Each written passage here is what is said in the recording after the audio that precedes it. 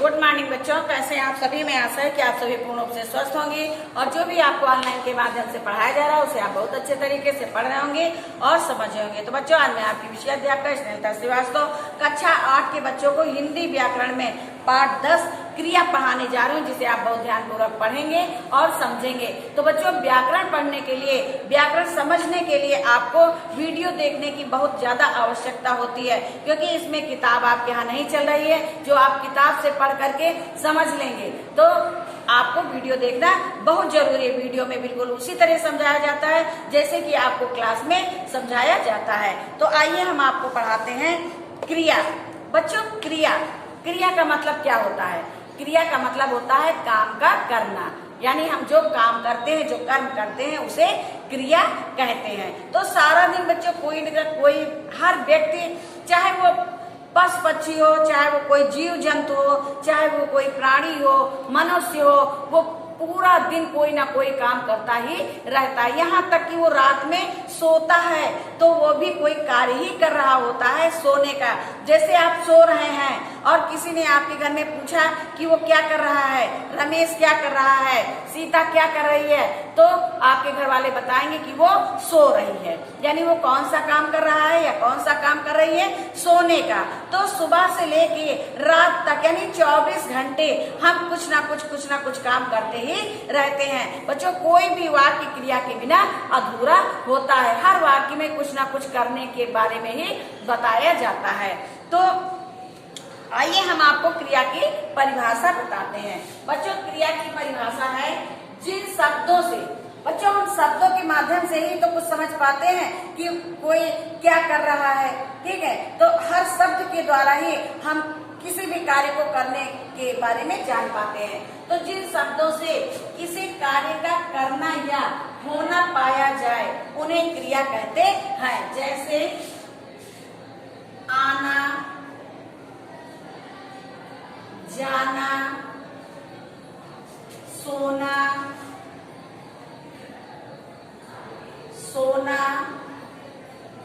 पढ़ना, लिखना,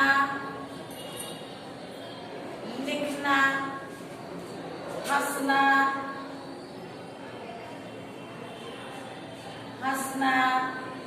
रोना,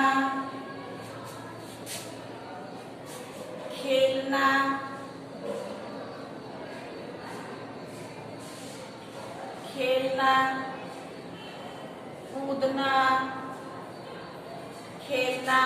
कूदना, रोना, नाचना, गाना, दौड़ना,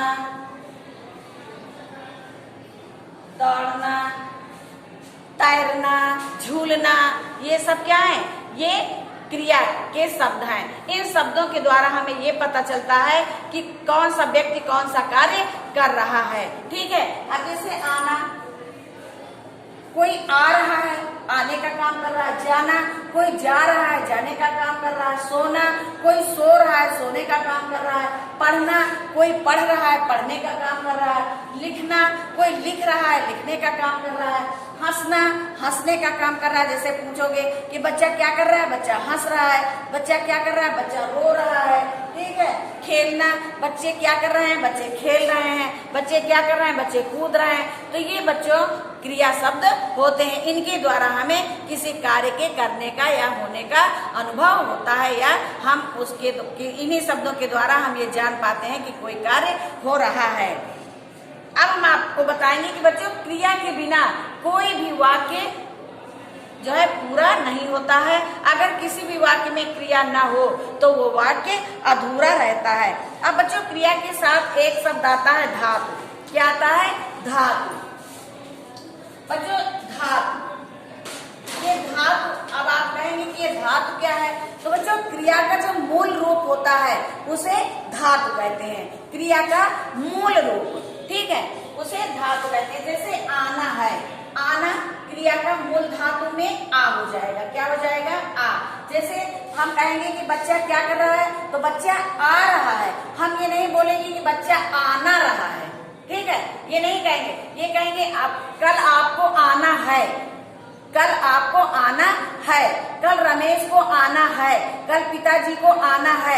लेकिन अगर हम कहेंगे कि आप क्या कर रहे हैं, तो आप कहेंगे कि हम आ रहे हैं। सीता क्या कर रही है? सीता आ रही है। कौन सा काम कर रही? आ रही है। तो बच्चों ये ना अगर हटा दिया जाए तो क्रिया का मूल रूप जो धातु होता है वो आ हो जाएगा।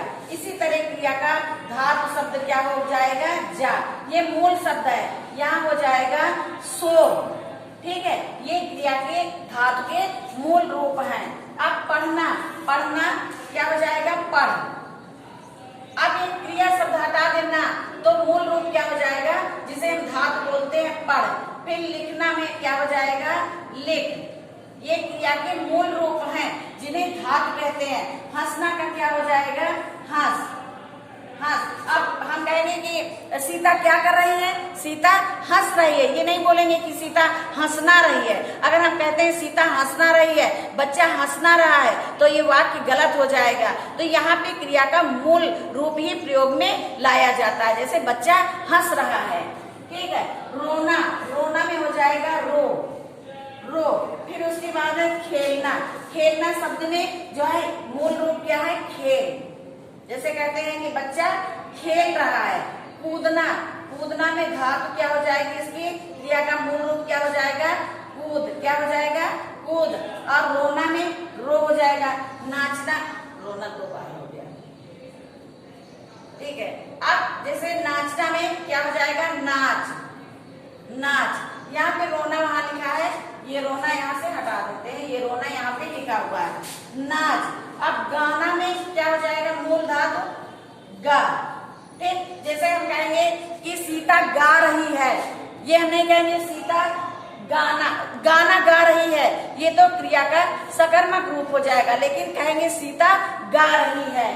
ठीक है, दौड़ना का मूल क्रिया क्या हो जाएगी? यानी धातु क्या हो जाएगा? दौड़।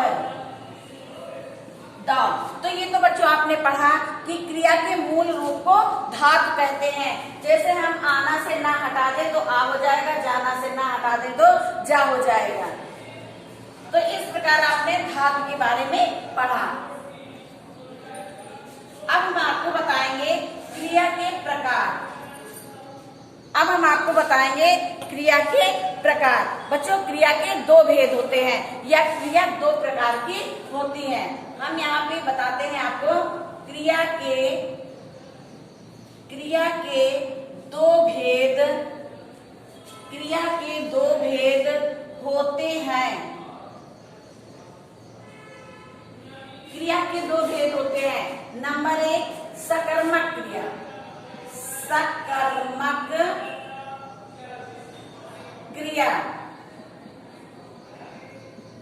बच्चों सकर्मक क्रिया क्या है? सकर्मक क्रिया जिस क्रिया को अपना अर्थ स्पष्ट करने के लिए कर्म की आवश्यकता होती है, यानी जिस काम को कि हम कौन सा काम कर रहे हैं ये स्पष्ट करने के लिए कर्म की आवश्यकता होती है, उसे सकर्मक क्रिया कहते हैं। पुनः हम आपको बताते हैं कि जिस क्रिया को अपना कर्म स्पष्ट करने के लिए, जिस क्रिया को अपना अर्थ स्पष्ट करने के लिए कर्म की आवश्यकता होती है उसे सकर्मक क्रिया कहते हैं। आइए हम सकर्मक क्रिया के कुछ उदाहरण आपको बताते हैं। जैसे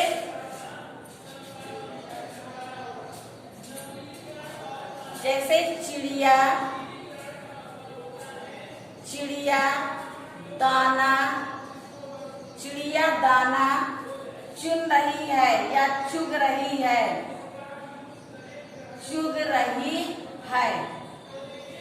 चिड़िया दाना चुग रही है। माँ चाय बना रही है। माँ चाय बना रही है। बच्चा दूध पी रहा है।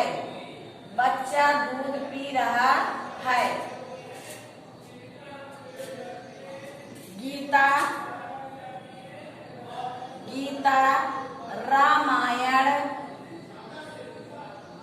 रामायण पढ़ रही है।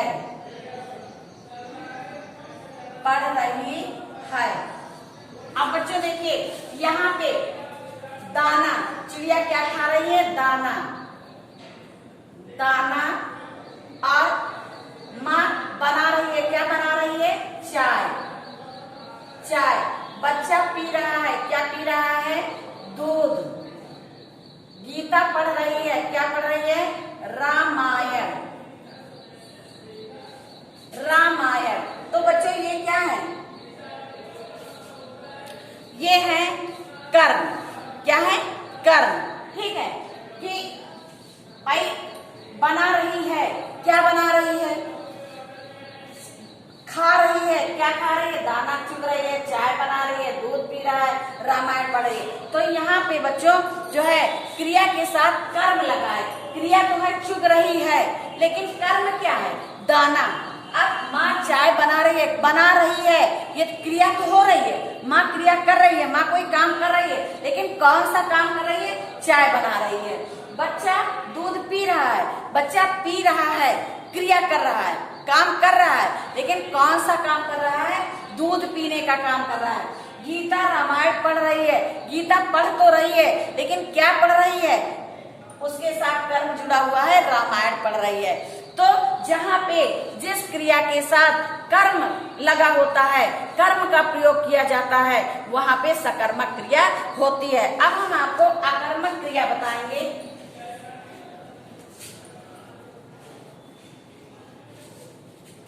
अकर्मक क्रिया,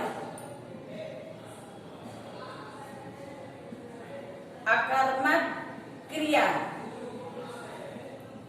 अब बच्चों अकर्मक क्रिया क्या है? अकर्मक क्रिया जिस क्रिया में कर्म का प्रयोग नहीं होता है, जिस क्रिया में कर्म का प्रयोग नहीं होता है उसे अकर्मक क्रिया कहते हैं। यानी कि इसमें कर्म नहीं होता, क्रिया तो होती है लेकिन कर्म नहीं होता है। जैसे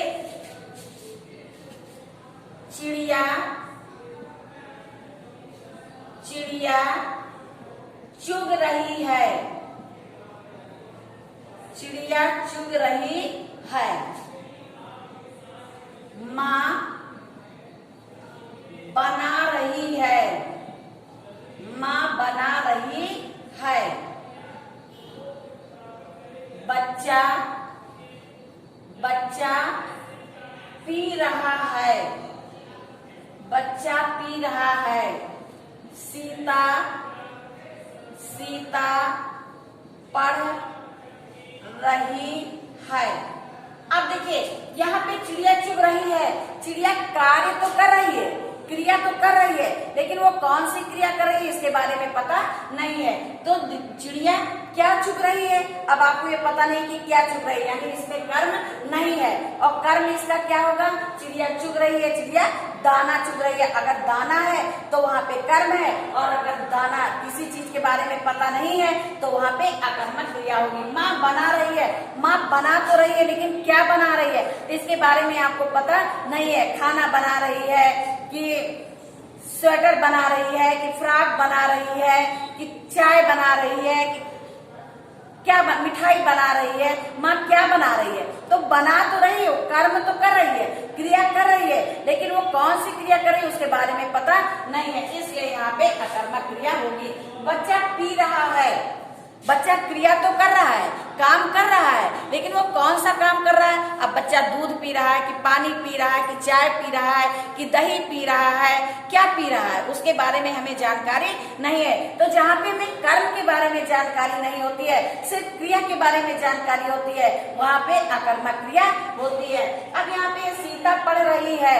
सीता कार्य तो कर रही है, क्रिया तो कर रही है। कौन सी क्रिया कर रही है? पढ़ने की क्रिया कर रही है, यानी पढ़ने का काम कर रही है, लेकिन वो क्या पढ़ रही है? हिंदी पढ़ रही है, कि अंग्रेजी पढ़ रही है, कि गणित पढ़ रही है, कि रामायण पढ़ रही है, कि महाभारत पढ़ रही है, कि अखबार पढ़ रही है, कि पत्रिका पढ़ रही है।